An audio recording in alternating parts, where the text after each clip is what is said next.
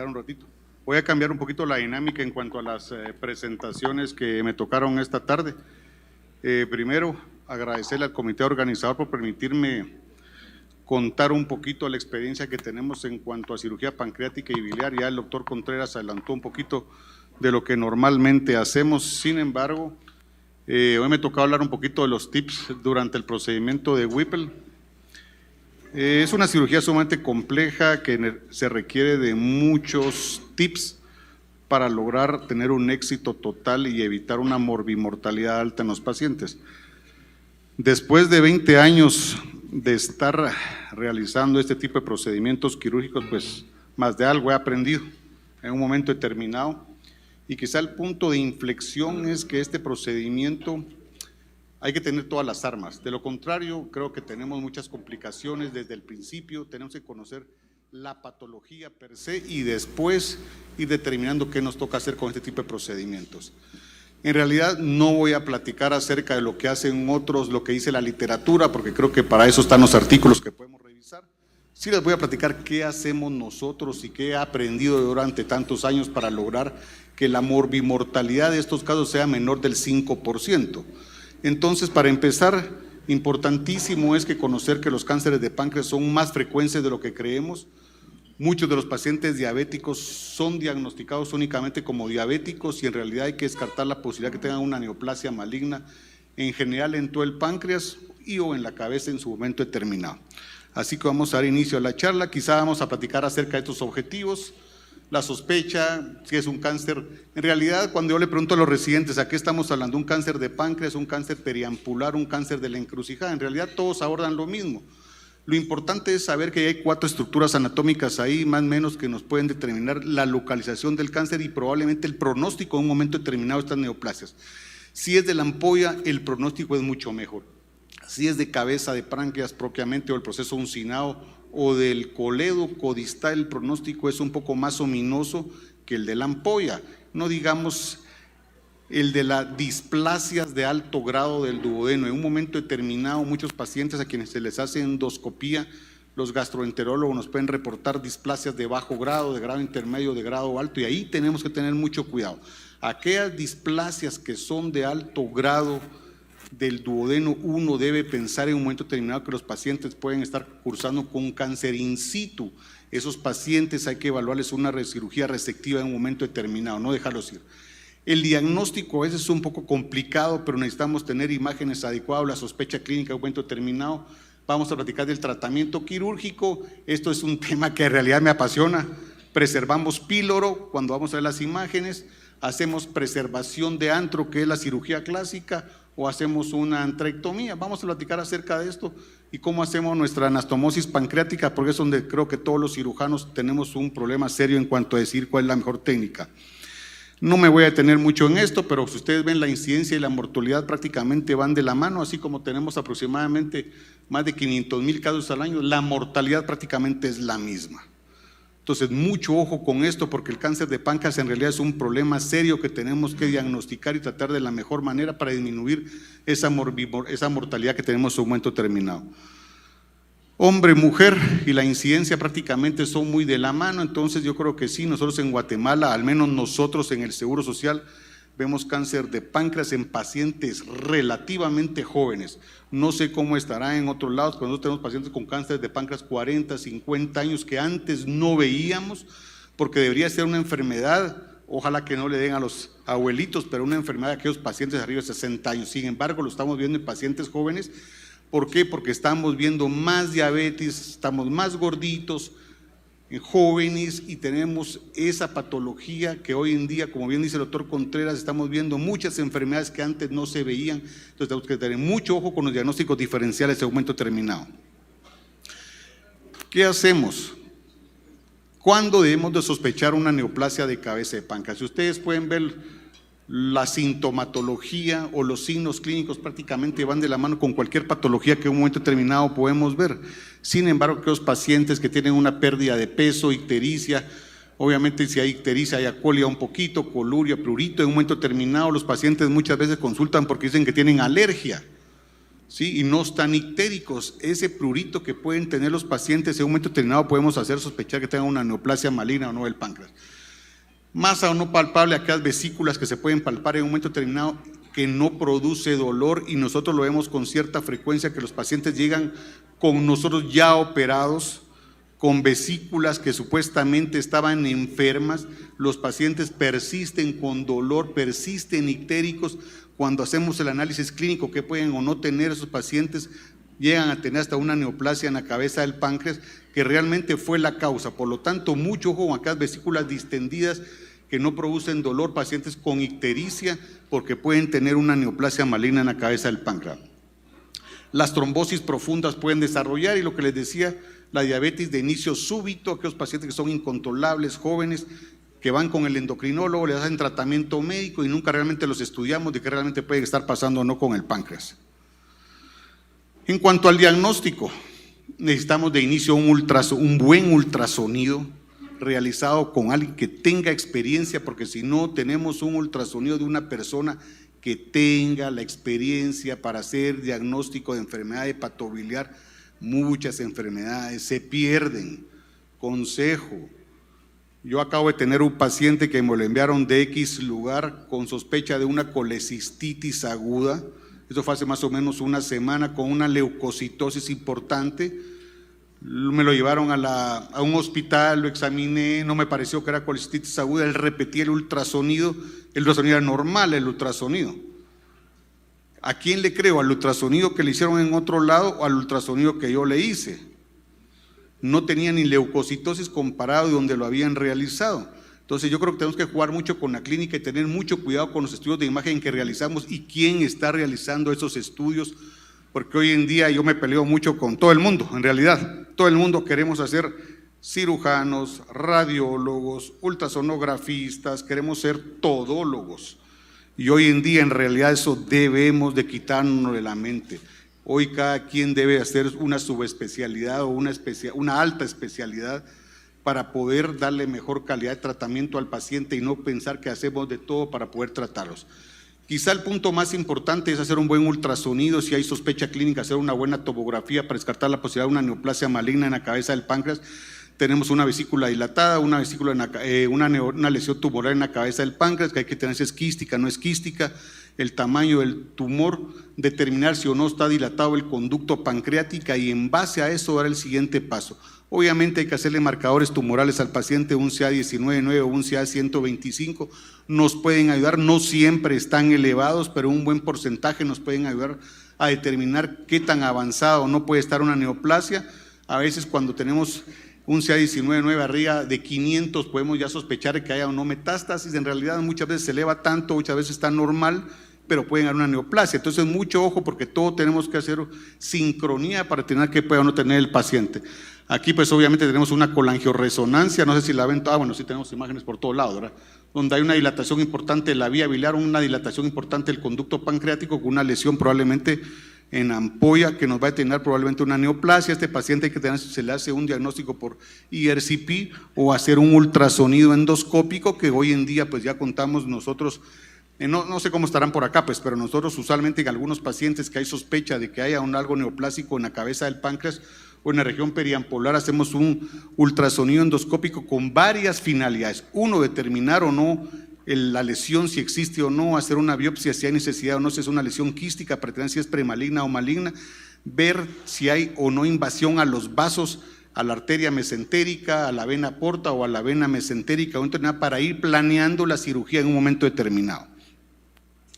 Aquí tenemos una imagen, es una paciente de un Whipple que hicimos hace más o menos un mes más o menos. Si ustedes pueden ver, es una dilatación importante de la vía biliar y vemos aquí prácticamente una estenosis del coledocodistal. Esta paciente, cuando la recibimos, nos decía el radiólogo que le parecía un páncreas anular. Una paciente de 45 años. Dijimos, no hombre, no puede ser un páncreas anular en una paciente de 45 años. ¿Qué pasó de los 45 años para atrás? Pues definitivamente sospechábamos que era algo maligno. Obviamente no teníamos un diagnóstico claro y esta paciente pues posteriormente le damos a cirugía y ya les contaremos qué fue lo que encontramos. Importantísimo, nosotros como planeamos una cirugía de esta naturaleza tenemos que determinar no solo la lesión tumoral que tenemos en un momento determinado, sino tenemos que determinar también cómo está la relación de los vasos arteriales y venosos y cómo está el tronco celíaco para ir planificando la mejor opción de tratamiento del paciente. Tenemos que conocer si hay variantes anatómicas en un momento determinado que nos van a hacer sospechar que tenemos que entrar o no. Por ejemplo, aquí tenemos una variante anatómica, tenemos la arteria mesentérica superior, acá aquí está el tronco celíaco y vemos que tenemos la arteria hepática derecha que nace de la arteria mesentérica superior. Esta es una variante que en realidad, si lo vemos, hemos tenido como 4 o 5 casos donde hemos encontrado estas variantes anatómicas y la planificación de la cirugía nos varía un poco por la disección que tenemos que hacer de los vasos en un momento determinado. Entonces es importantísimo conocer si están o no invadidos los vasos mesentéricos, no digamos la vena porta o la vena mesentérica superior. Siempre, como decía el doctor Contreras, nos basamos en las guías de la NSC para determinar y planificar la cirugía, porque hoy los protocolos es iniciar quimioterapia preoperatoria o neoadyuvante y después cirugía, o cirugía y después tratamiento oncológico. En realidad hay un debate todavía en qué es lo mejor para los pacientes. Sin embargo, yo siempre he considerado que lo que tenemos que hacer es presentar el caso en los grupos multidisciplinarios para determinar cuál es la mejor opción de tratamiento de estos pacientes y en base a ese análisis que se haga, determinar cuál es el siguiente paso de los pacientes y no quedarnos porque es un paciente quirúrgico, lo opero, porque muchas veces hay que determinar cómo están los vasos o no, porque puede ser un paciente con una enfermedad que esté invadiendo un poquito o no los vasos y que vaya primero a oncología para tratamiento neoadyuvante y después a cirugía. Mucho ojo con eso, con el manejo multidisciplinario, por favor. Aquí pues obviamente la mayoría de los pacientes que quisiéramos operar tienen que estar en estadios 1 y 2, raramente aquellos pacientes con estadios 3 y 4 van a cirugía, son pacientes que están localmente con enfermedad avanzada o metastásicos, entonces sí tenemos que tener si el paciente o no va a cirugía, con las imágenes determinar si está o no invadido y primero si consideramos que el paciente tiene una enfermedad avanzada, ver si hacemos una laparoscopía diagnóstica previo a determinar si hacemos o no cirugía. Aquí les decía, obviamente si está invadida o no los vasos arteriales o no, si están invadidos o no, tenemos que evaluar si son resecables o no y en base a eso determinar si hacemos o no el procedimiento quirúrgico. Aquí pues básicamente son lesiones tumorales en un momento determinado con invasión de los vasos. Estos pacientes generalmente van al comité multidisciplinario, ahí determinamos si va a neoadyuvancia y posteriormente planificamos la cirugía. Aunque muchas veces estos pacientes van 3 meses a neoadyuvancia y de todo modo la cirugía se vuelve realidad complejísima en un momento determinado porque persiste que el tumor sigue adherido firmemente a los vasos y ahí es donde tenemos que determinar si hacemos o no resecciones vasculares, que es otro tema importantísimo. No solo es de hacer el procedimiento de Whipple, sino tenemos que hacer resecciones, saber cómo hacer resecciones vasculares en un momento determinado. Obviamente, como les decía, la ayuda del ultrasonido endoscópico, no sé qué pasó aquí. Algo pasó aquí, jóvenes, no sé. Salió ahí la pantallita de Halloween. ¿No es Halloween ese?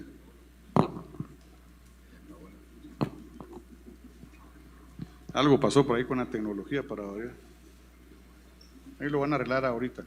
Pero como les decía, quizá el punto más importante es el diagnóstico y hacer introducir a los pacientes en el comité multidisciplinario para determinar si los pacientes van o no a cirugía. Ya regresó la presentación, quiere y no quiere. Estos son unos pacientes, como les decía, con una lesión tumoral en la cabeza del páncreas. Queríamos determinar si había o no invasión de los vasos mesentéricos. Esta paciente fue primero un ultrasonido endoscópico.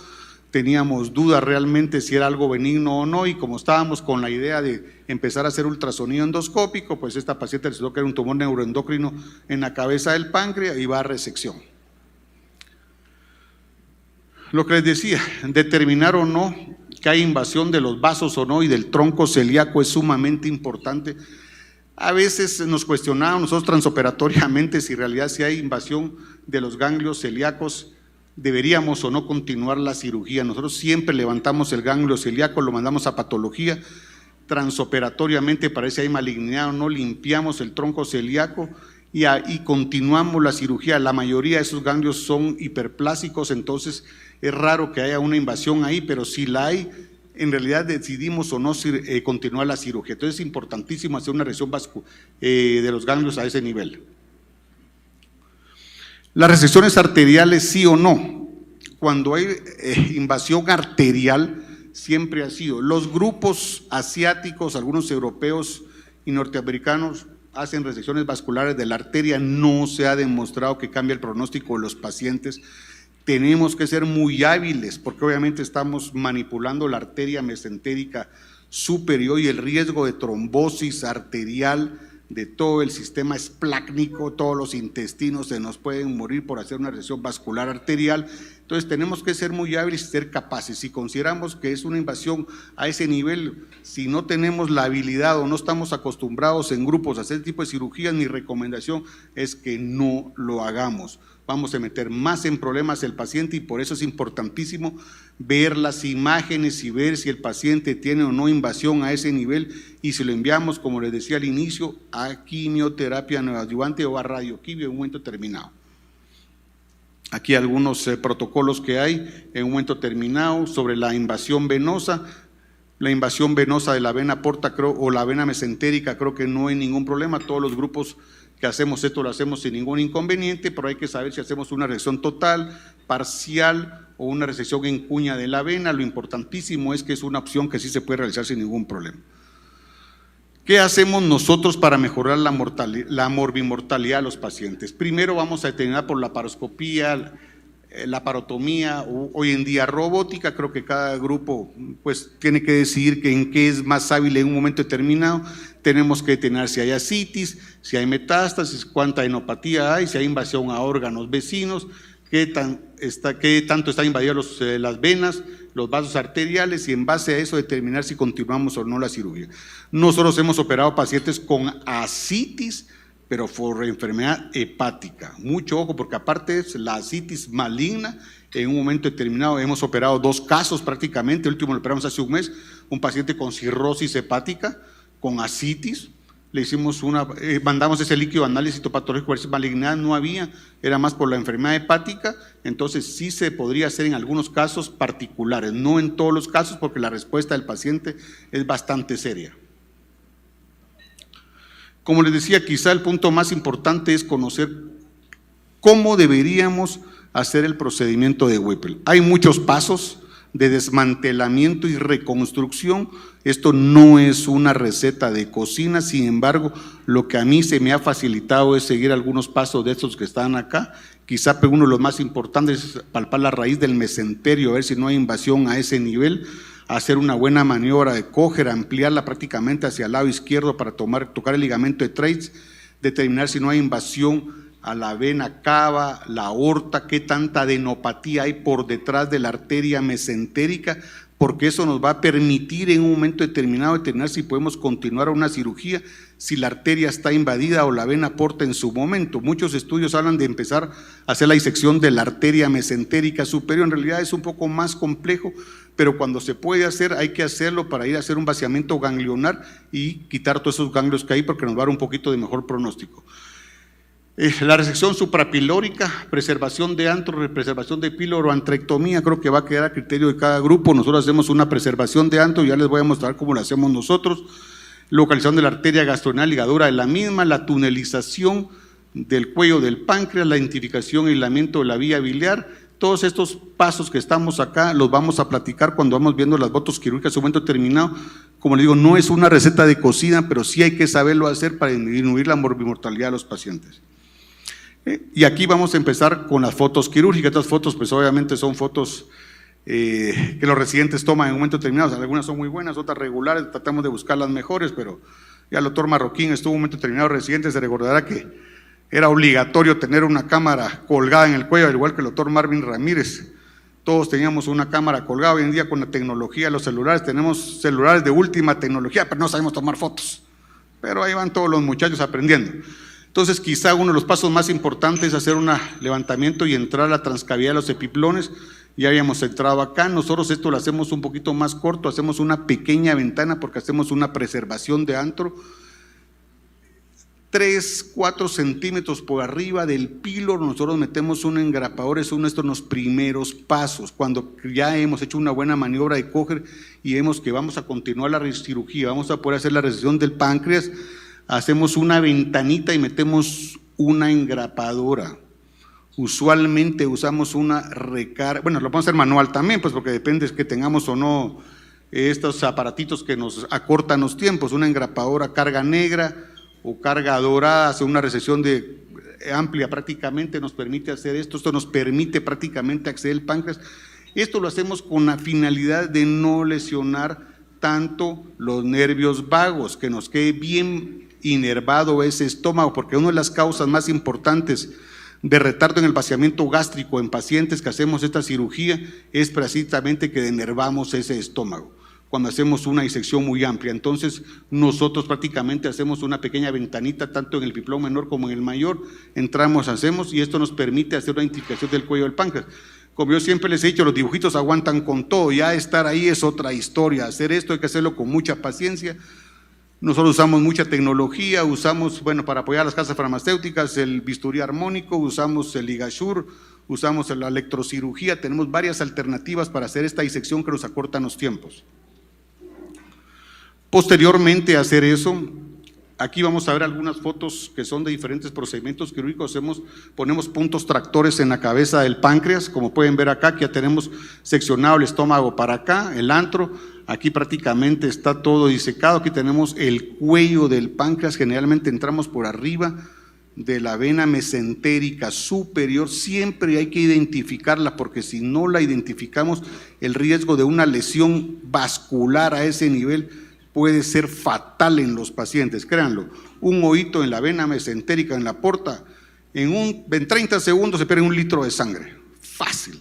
Entonces hay que tener mucho cuidado, hay que identificar esas estructuras y pasar con mucho cuidado a través de esta área anatómica, en esta tunelización. Ponemos un Penrose o una cinta vascular, como vemos por acá, y posteriormente podemos o no ir a hacer una identificación. Acá no sé si se ven bien las fotos, pues, pero aquí se miran bonitas, pero aquí no se ven muy bien.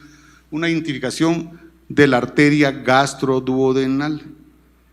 La vamos a buscar con una finalidad, porque ese va a ser nuestro parámetro vascular para poder tener una disminución del sangrado en un momento determinado, aunque recuérdense que la irrigación de la cabeza del páncreas es tanto a través de la arteria gastroduodenal como de la rama de la arteria mesentérica superior. Entonces únicamente estamos a un lado trabajando, pero esto nos va a permitir tener una decisión un poco más clara a este nivel y determinar si el tronco celíaco está libre o no. Esto lo hacemos siempre, le ponemos un clamp vascular. Como pueden ver, aquí estamos usando un bulldog. Si no tenemos pues una Kelly protegida como la usábamos cuando éramos residentes nosotros en un momento determinado. Lo importante es la identificación de que sí estamos y que no vaya a ser la arteria hepática común en un momento determinado. Por lesionar la arteria hepática común compromete la vascularización del hígado, entonces mucho ojo con esto. Aquí ya cuando la tenemos identificada podemos empezar a ligar la misma y seccionarla. La vía biliar, en alguna literatura habla de hacerla, identificarla, esqueletizarla y seccionarla. Nosotros no hacemos eso. Nosotros la identificamos como vemos acá y la dejamos de último. ¿Por qué? Porque no queremos que nuestro campo quirúrgico se contamine de bilis. Recuérdense que muchos de estos pacientes han ido a IRCP previos o han ido a catéteres percutáneos con la finalidad de derivar la vía biliar, porque la mayoría de estos pacientes llegan ictéricos con 14, 15 de bilis, o ya han tenido con colangitis, han tenido todos los antibióticos del mundo, cualquier cantidad de antibióticos. Entonces permitir a la hora de seccionarlo nos va a contaminar, por lo tanto lo dejamos de último. Algunos casos particulares como este que se ve acá, no nos queda otra más que seccionarla, pero son casos muy esporádicos que lo hemos hecho así. Aquí pues básicamente ya tenemos el páncreas, la vía biliar. Aquí hacemos, ya cuando tenemos esto, aquí podemos o no seccionar el páncreas. Nosotros generalmente a este nivel lo seccionamos con la finalidad, lo hacemos con electrocirugía, con el Bobby, lo hacemos con bisturí armónico, con un bisturí dependiendo de las características del páncreas, porque el páncreas también tiene sus problemas, muy blanditos, muy atróficos, muy grandotes. en base a lo que veamos transoperatoriamente es como decidimos cómo seccionarlo, porque lo que no queremos es tampoco lastimar el conducto pancreático, porque es lo que vamos a anastomosar. Entonces tenemos mucho cuidado a la hora de hacer la disección con cauterio o electrocirugía, ir identificando paso a paso para tener accesibilidad al conducto pancreático. Aquí, como les digo, no se ven muy bien las fotos, al menos yo no las veo acá, no sé cómo las ven ustedes, pero aquí estamos descruzando prácticamente el duodeno, nos vamos hacia el ligamento de Treitz, hacia el ángulo de Treitz, hacemos disección del ligamento, prácticamente pasamos por detrás para descruzar el ángulo de Treitz que está a la izquierda, lo metemos por debajo y lo sacamos hacia el lado derecho, con la finalidad de que ya tenemos levantado prácticamente por detrás de los vasos mesentéricos este duodeno y empezar a hacer una disección de todo lo que es el mesopáncreas, que muchos probablemente no hemos escuchado del mesopáncreas, pero tiene meso el páncreas y tenemos que hacer una disección prácticamente a través de los vasos mesentéricos. Como les digo, no veo yo bien acá las fotos, pero aquí se miran muy bonitas en las imágenes. La intención acá es ya tenemos descruzado y empezar a hacer la disección de los vasos del páncreas. Aquí en esta foto de abajo, que no sé si se ve bien, estamos separando prácticamente lo que es el mesopáncreas de los vasos mesentéricos. Si podemos hacer una resección total de lo que es el proceso uncinado es lo ideal, porque eso nos va a permitir una disección ganglionar a través de la arteria mesentérica superior. Esta es una de las piezas quirúrgicas, tenemos muchísimas, ¿verdad? Pero aquí pueden ver prácticamente ya estómago, la vía biliar debe estar por acá, duodeno, el ángulo de Treitz y la lesión tumoral. Esta pieza es importantísimo marcarla con hilos de sutura, porque el patólogo necesita saber cuál es el borde del páncreas, cuál es el proceso uncinado, dónde está la vía biliar, dónde está el, ¿cómo se llama?, el conducto, para determinar si hay o no invasión del borde quirúrgico. Si nosotros podemos enviar un pedacito de ese borde quirúrgico para análisis patológico transoperatorio, ideal, porque el patólogo nos va a decir si hay o no invasión del área quirúrgica. Ya nos pasó con algunos casos que hicimos una sección, enviamos y hay invasión en un hígado, en un páncreas que lo veíamos sano. Entonces mucho cuidado con eso. Aquí básicamente lo que vemos aquí, como digo, las fotos no sé, no las veo muy bien acá, pero la intención es, aquí hay dos tipos. Uno donde hacemos con una engrapadora mecánica, una TA usamos nosotros, donde aquí está la vena porta y la mesentérica, aquí está la arteria mesentérica. Aquí lo que hacemos es con una engrapadora pegados a la arteria, meter una engrapadora y nos queda prácticamente pegado ese tejido del mesopáncreas a la arteria, y después, como tiene mucho riesgo de sangrado, le hacemos un sorjete con prolene para disminuir el riesgo de sangrado. Esto lo hacemos en algunos casos, y si no, prácticamente nos vamos a esqueletizar prácticamente la arteria mesentérica con la finalidad de sacar todos los ganglios que dan tanto al lado derecho como izquierdo de la misma. Aquí uno de los casos que tenemos, como les digo, es importantísimo tener las fotos transoperatorias de las imágenes. Aquí tenemos prácticamente la lesión tumoral y teníamos duda que había una sección de la vena mesentérica que estaba invadida por lesión tumoral. En este caso prácticamente hicimos una sección, quitamos el tumor y nos quedamos únicamente con la vena, con la finalidad de hacer una resección parcial o total de la vena. Nos permitió hacer una resección parcial, entonces con una pinza de Satinsky cortamos ese pedacito, lo mandamos a patología, nos dijeron que el borde de la vena estaba libre y a cerrar ese pedacito de vena en un momento determinado. Aquí básicamente lo que hacemos, la esqueletización de los vasos, como digo, no es tan sencillo. Es una cosa de tiempo, los tiempos en páncreas son sumamente importantes, aunque yo siempre le he dicho a mis compañeros, no importa el tiempo, ¿sí? Porque muchas veces, si ustedes ven la literatura, nos tardamos 400 minutos, 300 minutos, 600 minutos, en realidad yo soy enemigo de eso, en realidad no me deja absolutamente nada. ¿Por qué? Porque lo que necesitamos es cumplir con lo necesario para que el paciente le hagamos una cirugía bien hecha y que se garantice que va a salir bien y que el pronóstico le vaya mucho mejor por lo que estamos haciendo el paciente, y no porque me tardé 2 horas me va a ir mejor a aquel que me tardé 6 horas o 7. Yo creo que los tiempos no son importantes a mi juicio. Lo mismo pasaba cuando hacíamos colecistectomías laparoscópicas hace un buen tiempo. Es que me tardé 30 minutos, sí, pero lesioné la vía biliar. Me tardé 2 horas y todo salió nítido. ¿A quién le fue mejor?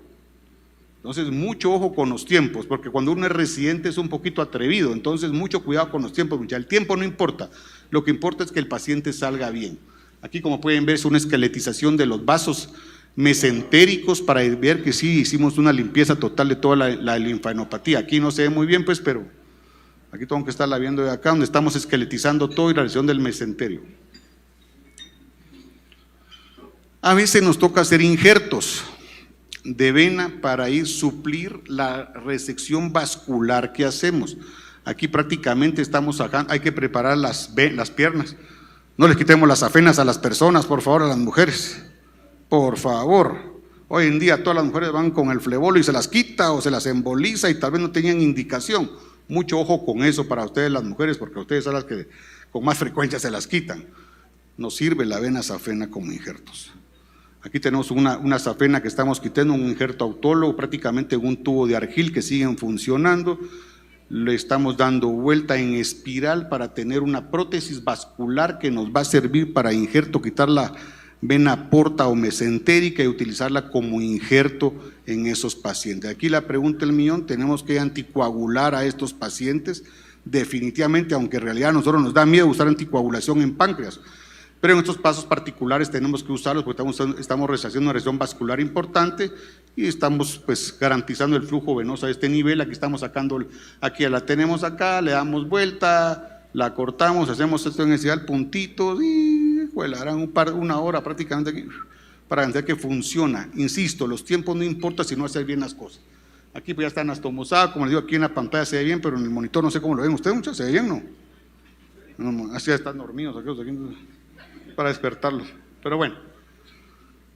El margen pancreático, se los mencionaba hace ratitos. Nosotros siempre hacemos la resección del páncreas hacia la izquierda de la vena porta, no encima ni a la derecha, sino hacia la izquierda, por tal de garantizar que tenemos un páncreas más sano. Este borde lo enviamos a patología para que nos diga si hay invasión o no tumoral a ese nivel.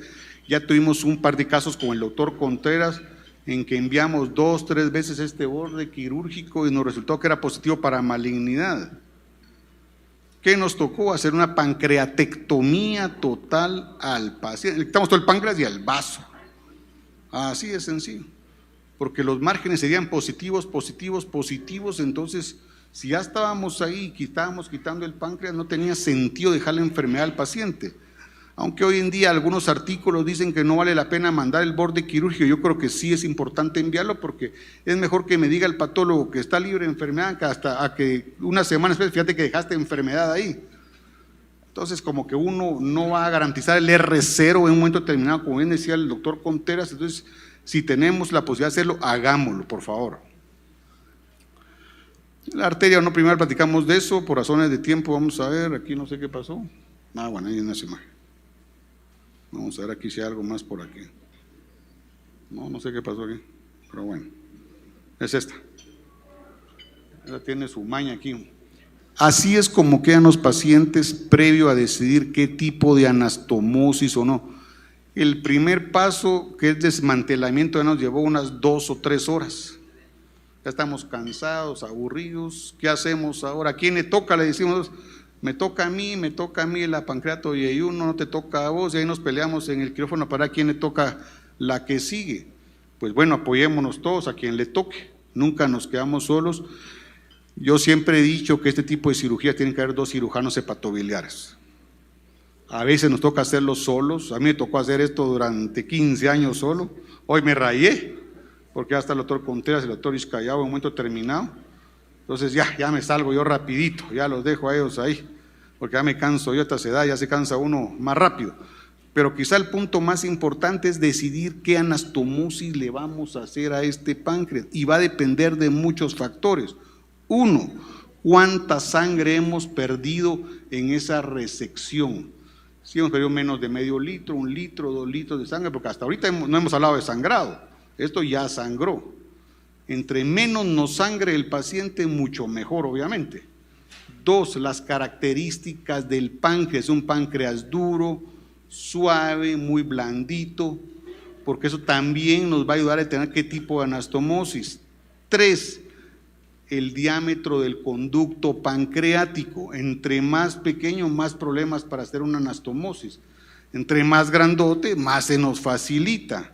Y 4, ¿qué tipo de tumor estamos quitando?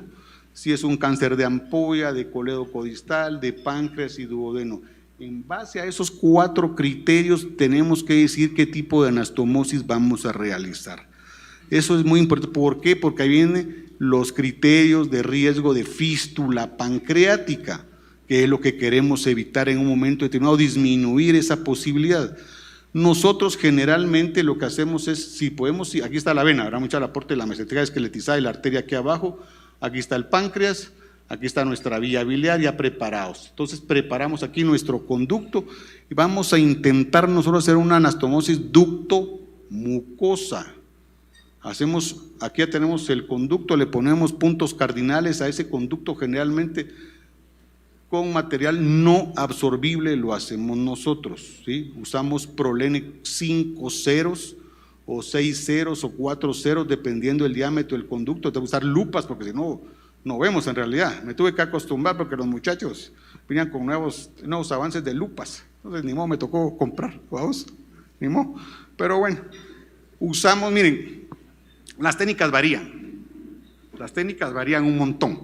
Sin embargo, bueno, vamos a platicar unos puntos que se llaman puntos de Blumgart, que hay que ir a leerlos para entenderlos más o menos cómo hacerlos.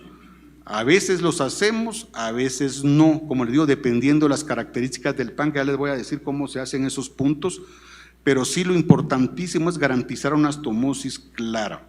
La última Whipple que hicimos hace 10 días más o menos, modificamos algunas cositas porque esto no hay una técnica aceptada al 100%, cada quien se inventa su técnica y dice que le fue bien. Cuando uno la quiere reproducir no funciona, pero yo creo que cada quien tiene que decir qué es lo mejor.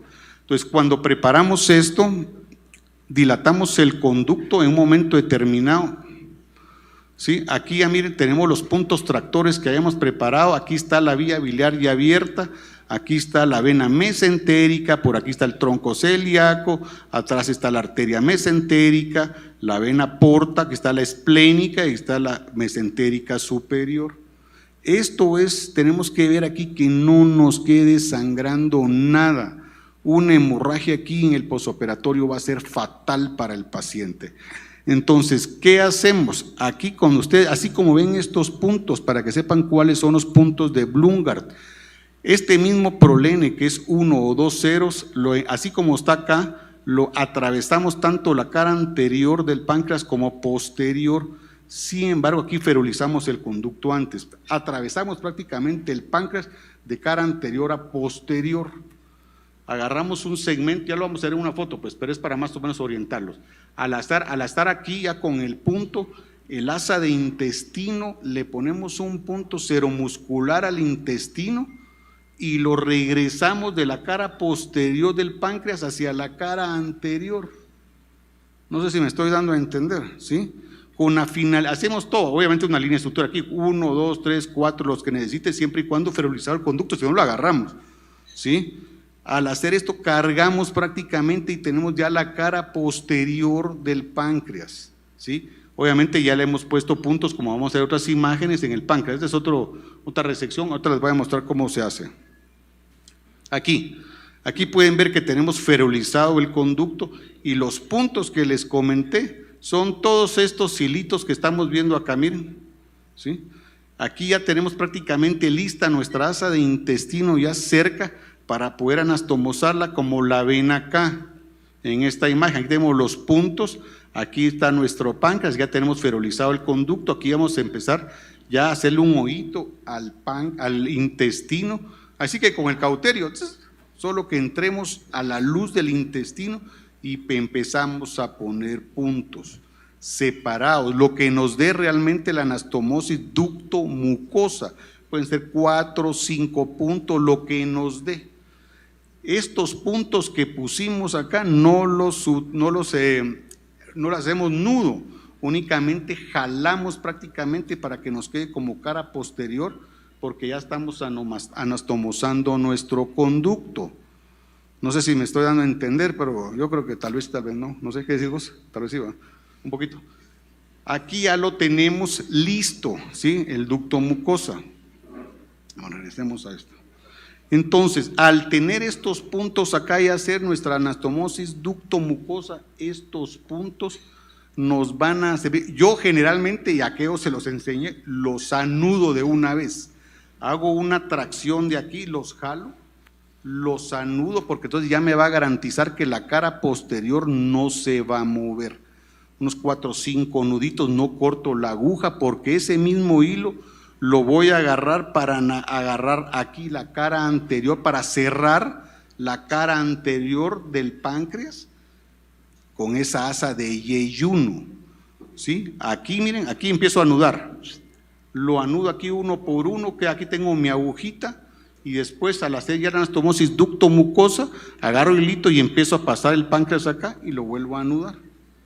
Entonces me va a garantizar, uno, que la cara posterior ya quedó anudada, porque si yo no lo anudo acá y se me afloja este nudo, abajo se va a quedar abierto y va a haber fuga, ¿sí? Si no está bien cerrado. Entonces prefiero anudar mejor y después volver a anudar ese punto.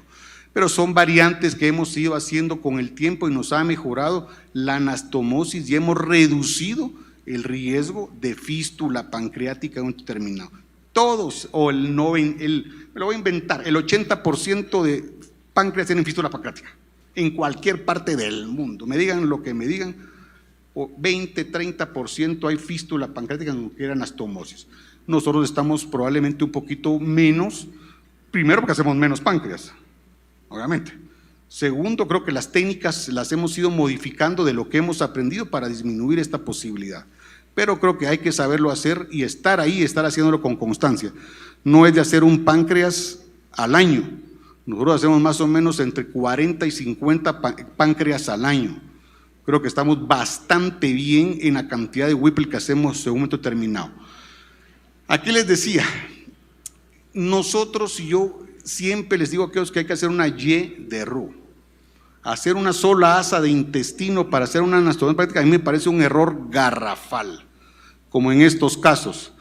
Hacemos en la misma asa una pancreato y ayuno independientemente de la técnica que se utilice. Hacemos el asa de la pancreato y ayuno, la misma asa la hacemos con la vía biliar transmesocólico, porque esta asa siempre tiene que estar transmesocólica. La agarramos y la subimos y hacemos la gastroyeyuno. ¿Qué pasa? Si yo tengo una fístula acá, pancreática, la posibilidad de tener una fístula doble es muy alta, porque voy a tener una fístula pancreática y aquí va a haber reflujo biliar hasta esta asa. Entonces, y si hay una fuga aquí, una gastroyeyunal, ya ni siquiera le puedo dar ni de comer al paciente, porque va a tener una fístula triple probablemente. Si aniquio pancreático acá, el biliar se va a fugar por el estómago. Entonces yo no recomiendo, al menos en la experiencia que yo he tenido, hacer una sola asa para hacer todas las anastomosis. La que se menciona mucho es una pancreato y ayuno con una preservación de píloro. Algunos grupos en Guatemala la hacen y pues me he enterado por rumores que el riesgo que tienen es muy alto de gastroparesia, de que esto se rote y se estenosa y los pacientes pasan 3, 4 semanas sin poder comer. Entonces yo no lo hago, en realidad no lo hago. Lo que sí hago es una preservación de preservación de antro, que lo vamos a ver a continuación. Esta es la misma que estábamos viendo allá. Aquí es lo mismo, esta es otra técnica. Aquí en este páncreas que les decía que hicimos hace 2 semanas con el doctor Contreras, están los mismos puntitos aquí. Si ustedes pueden abrimos toda la mucosa del yeyuno, porque en realidad teníamos un páncreas atrófico que no pudimos, a pesar de que teníamos las lupas más avanzadas del mundo, no pudimos ver el conducto. Pinchamos ahí donde se les ocurre y no encontramos el conducto. Bueno, les dije, hagamos una término lateral. Usamos los mismos puntos de Blumgard que ustedes ven acá, abrimos todo y una sutura continua en la cara posterior. Ya voy a terminar ahorita. Vos. Entonces hacemos una sutura continua aquí, miren, posterior jalamos, hacemos la cara anterior que ustedes ven acá con el borde del páncreas y volvemos a hacer el mismo paso de lumbar y metimos prácticamente todo el páncreas dentro del asa de IE1. Ahí está el paciente que le dio Clostridium, le dio mucho antibiótico, le dio Clostridium al bandido, por eso no se ha ido a su casa. Es lo único que tiene el paciente. Ya no tuvimos fístula, pero importantísimo es que hay varias alternativas para eso. Ya vamos a terminar, muchachos, en unos minutos. ¿Qué sí recomiendo yo? Aquí estamos, miren, lo mismo. Como les digo, aquí es donde yo les digo que yo anudo. Aquí está nuestro conducto ferulizado, aquí está nuestra asa I1, aquí ya está anudado esto, con la finalidad que la cara posterior quede fija y no se me mueva. Hacemos la anastomosis ducto-mucosa y después estos puntos los suturamos acá y se acabó la cirugía pancreática. Importante, ¿cómo hago para disminuir la posibilidad de una fístula pancreática doble y biliar? Esta asa, que es la que vamos a unir a la vía biliar, hay que dejarla un poquito más larga, usualmente son 10-15 centímetros, la dejamos un poco más larga, 20-30 centímetros, con la finalidad de que tenga una fístula pancreática o biliar, solo sea una. ¿Sí? Que el reflujo biliar no llegue hasta acá y que tenga una fístula doble, que cuesta más que cierre, entonces la dejo un poquito más larga. Esta la vimos, y esta que está aquí hasta en la esquina me la pusieron, miren, pero ahí está. Es lo que nosotros hacemos, una pancreato y uno término lateral, una hepato y uno término lateral, hacemos una Y de RU, 60 centímetros más menos, y el asa distal la unimos al antro gástrico. Esto me va a garantizar que si yo tengo una fístula acá, yo le puedo dar de comer al paciente sin ningún problema y manejar conservadoramente esta fístula si lo permite. Por eso es que a mí hacer solo una asa no me gusta. Esto me garantiza prácticamente disminuir la posibilidad de esta fístula en un momento determinado. Por lo tanto, yo recomiendo esto. La literatura dice un montón de cosas. Recuerden que artículos muy buenos y muy malos. Depende de qué quiera leer uno y cómo lo quiera entender, pero a veces la literatura dice un montón de cosas que no son aplicables. Aquí, pues, si ustedes se meten a leer técnica de Blumgart para anastomosis pancreática, les van a salir unos dibujitos y ahí van a entender un poquito mejor a como se los he explicado cómo lo hacemos. Esto no se verá muy bien aquí, pero bueno, la intención aquí es cómo manejar la fístula pancreática, que es el mayor problema de todos los que hacemos cirugía hepatobiliar. La fístula pancreática, que va a ser bioquímica, un grado A, grado B o grado C. Esta es puramente conservadora. Nosotros generalmente a las primeras 24 horas post-WIPE le hacemos unos niveles de amilasa al paciente, debería estar por debajo o un poquito arribita, 100, 200 más o menos de los niveles bioquímicos de amilasa, del control, lo podríamos considerar como una fístula bioquímica. Arriba de eso ya es una fístula pancreática, se pone lechoso el líquido prácticamente después de varios días, y ahí el manejo de ambas, la verde y amarilla es puramente conservador, y el C, la mayoría son quirúrgicas. Hay una fuga de pancreática importante, el paciente se torna séptico, entonces el paciente muchas veces hay que reintervenirlo y ver qué se le puede ofrecer al paciente para disminuir esa fístula pancreática. Por lo tanto, nosotros raramente hemos tenido una C, creo que no hemos tenido hasta el momento ninguna, afortunadamente, creo por las técnicas que usamos. Sí hemos tenido grado B, ahí podemos discutir el uso de ocreótide o no en un momento determinado para fístulas pancreáticas, pero eso es otro tema. Anudición parenteral sí o no, entonces son muchas cosas que hay que terminar. Lo mismo es acá de cómo determinar esto. Vamos a ver. Estos son algunos casos importantes de diferente edad. No existe edad realmente para hacer una pancreateto, un Whipple. Desde pacientes de tercera edad hasta pacientes ancianos, pacientes jóvenes con tumores benignos prácticamente, como ellos dos. Esta paciente es hasta particular. A esta paciente le intentaron hacer un Whipple en otro centro, no pudieron y ya no le enviaron manipulada. ¿Se imaginan hacer un Whipple a una paciente manipulada? Con intento. Entonces hay que saber dónde enviar a los pacientes para impedir que le pase algo a los pacientes. Nos costó muchísimo, pero esta paciente ahora es triatlonista. Bueno, sí, es ella al menos, pues, ahora que hace triatlón. Este paciente que ven acá tiene 1 año y centavos, ahorita hay una pancreatectomía total. Es el que les estaba comentando que el paciente, le hicimos el Whipple, borde positivo, borde positivo, borde positivo. Bueno, hagámosle una pancreatectomía total, ya estamos acá.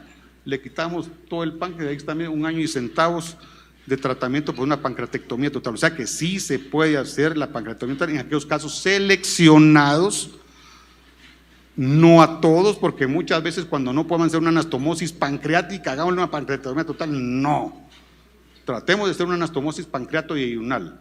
Hoy afortunadamente tenemos obviamente sustitutos para manejar la hiperglicemia, lo endocrino y exócrino del paciente, entonces podemos jugar con él.